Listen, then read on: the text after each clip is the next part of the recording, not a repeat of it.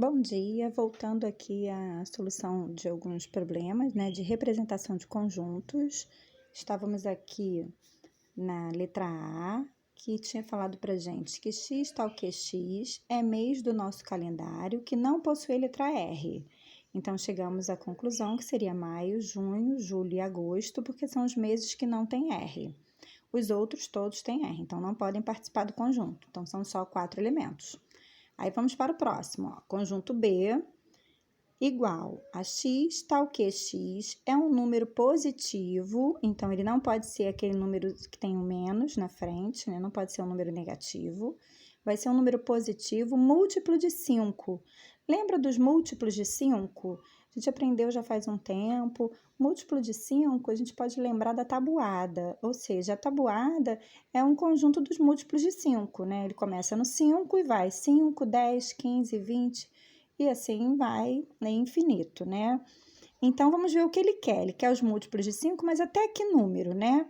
Ó, múltiplos de 5 e menor ou igual a 25. Quando ele fala menor ou igual, vai ser menor que 25, mas vai incluir o 25, porque ele tá falando esse igual aqui, tá? Então, vamos fazer aqui o nosso conjunto, ó. B igual...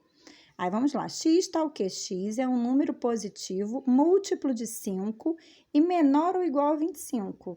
Então, ele já começa no 5 mesmo, ó. 5, 10, 15. A gente vai pulando de 5 em 5, tá?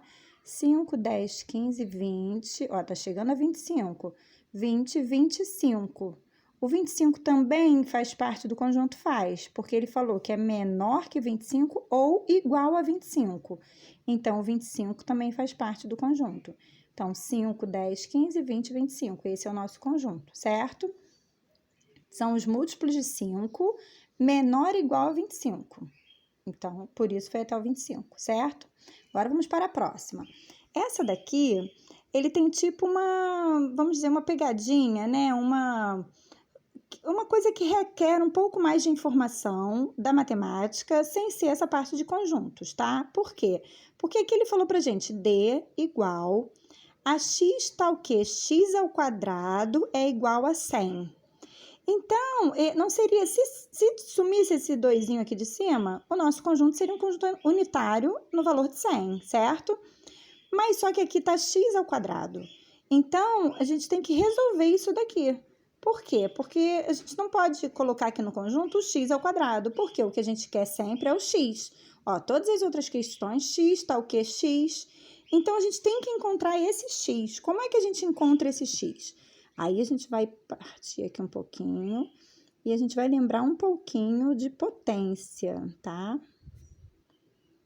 Potência é aquela informação, aquele número que vem com outro aqui em cima. E o que significa isso? 3 ao quadrado. 3 ao quadrado significa que esse 3, que é a base, esse é o expoente 2, o 3, que é a base, vai ser multiplicado por ele mesmo, sempre por ele mesmo, é base vezes base. Quantas vezes foi solicitado pelo expoente? O expoente é 2, então vamos multiplicar só 2 vezes. 3 vezes 3, 9, tá? E a gente vai lembrar aqui também que o inverso, ou seja, o outro lado da potência, seria uma raiz, tá? A raiz, a representação já é assim, raiz de 9. E raiz de 9, a gente sempre vai pensar em qual é o número que multiplicado por ele mesmo vai dar 9. E aí, a gente vai perceber aqui que qual é esse número que multiplicado por ele mesmo vai dar 9? É o 3. Então, raiz de 9 vai ser 3. Então, sempre vai haver essa relação, ó. Essa potência equivale a essa raiz, certo? Aqui, ó. A potência do 9, então, raiz de 9 vai ser o 3. É como se fosse um caminho inverso, né? Aqui nós temos x ao quadrado igual a 100. Então, como é que a gente resolve isso? A gente vai resolver isso dessa forma. X ao quadrado igual a 100. Esse ao quadrado, a gente tem que passar para o outro lado, certo? Quando a gente passa para o outro lado, o que acontece? Fica x igual... Isso não é uma potência? Quando ela passa para o outro lado, é como se ela fosse pegar o inverso. Então, a gente passa para o outro lado, então vai ser raiz de 100. Perfeito. Raiz de 100, aí a gente tem que descobrir aqui qual é a raiz de 100, né? Caramba, e agora? A raiz de 100. Raiz de 100, a gente vai tentando todas as potências. Por quê? Através da potência, a gente chega na raiz. A raiz, ela sempre vai ser um número vezes ele mesmo, né? Então, a gente vai tentar. Aqui nós já temos, ó, 3 vezes 3, 9. 4 vezes 4, 16. Ih, tá longe pra caramba. 5 vezes 5, 25. 6 vezes 6, 36. 7 vezes 7, 49. 8 vezes 8, 64. 9 vezes 9, 81. 10 vezes 10, 100. Ah, que legal! Então, quer dizer que a potência de 10, que vai ser igual a 10 vezes 10, é 100. Se a potência de 10 é 100, a raiz de 100 vai ser 10. Ah, perfeito. Então, aqui o x vai ser igual a 10. Então, como é que fica o nosso conjunto D? D igual chave 10. É um conjunto unitário somente com o número 10. Mas tem que resolver essa parte da potência. Porque o conjunto ele vai ser o x. Então, ele tem que encontrar o x sozinho. Não pode ter um x com potência. Então, a gente tira essa potência daí, resolve, certo? Passando a potência lá para o outro lado, ela se transforma numa raiz. A gente resolve a raiz, chegou ao 10. Aí sim, o nosso conjunto é o conjunto D igual a 10. Então, essa questão, ela pediu um pouco mais de informação de outra parte da matemática, que seria potência e raiz, tá? Olha, agora vamos para o próximo. O próximo é número primo.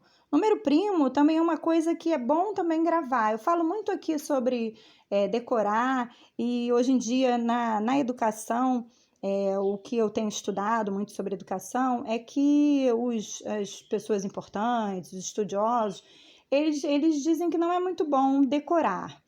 Só que eu acho que o decorar, ele ajuda um pouco o aluno a formar uma base sólida em que ele chega em uma questão, em uma situação, ele já tem aquela tabuada decorada, ele já tem os números primos também decorados. Não precisam ser todos os números primos, é claro, mas a gente, pelo menos os iniciais, né? Porque numa situação dessa, a gente precisa dos números primos. E a gente não vai poder ficar testando de número em número, porque quem são os números primos? São aqueles que só são divisíveis por um e por ele mesmo. Só que para a gente descobrir isso, não há tempo hábil em uma questão, em uma prova, para a gente ficar fazendo de número a número, se ele vai ser divisível por quem? Só por ele mesmo? Só por um? Então, eu acho que o ideal é, como a gente decora tabuada, a gente decora um pouquinho de números primos, entendeu? Você pode decorar até isso aqui mesmo, até 20, até 30, até 40, entendeu? Os iniciais. Porque aqui, olha o que ele vai querer, ó. X tal que x é um número primo maior que 2 e menor que 20, né? Então, a gente vai colocar aqui os números primos, conjunto de números primos. Os números primos, o primeiro é o 2 mesmo. Então, vamos dizer que ele... mas ele quer maior que 2, ó. Isso aqui é muito importante na hora da prova. Porque ele não falou maior igual a 2. Então, esse 2 aqui não pode, ó. Já vou riscar aqui. O 2 não pode, porque ele não falou maior igual, ele falou só maior que 2. Então, a gente já pula o 2 e vamos para o próximo número primo. O próximo número primo é o 3. Aí, a gente vai 3, 5, 7, 11, 13, com cuidado para não passar ali do 20, né? 13, 17... 19. O próximo número primo seria o 23. Então, a gente não pode colocar ele, ó, porque ele quer maior que 2, então seria o 3, e menor que 20. Então, só vai até o 19, certo? Porque o próximo seria 23, vai passar de 20. Então, fechou aqui o nosso conjunto. Esses são todos números primos, eles só são divisíveis por ele mesmo e por 1, certo? Essa é a característica do número primo. Então, aqui o número primo ainda vai, aí né? Mas se a gente decorar os iniciais, já ajuda para muitas questões, tá? Então, aqui, ó, terminamos as nossas questões. X tal que x é um número primo maior que 2 e menor que 20. Então, a gente já partiu do 3, por isso, e fomos só até o 19, porque o próximo seria 23, que já passa ali da nossa questão, tá bom? Um beijo!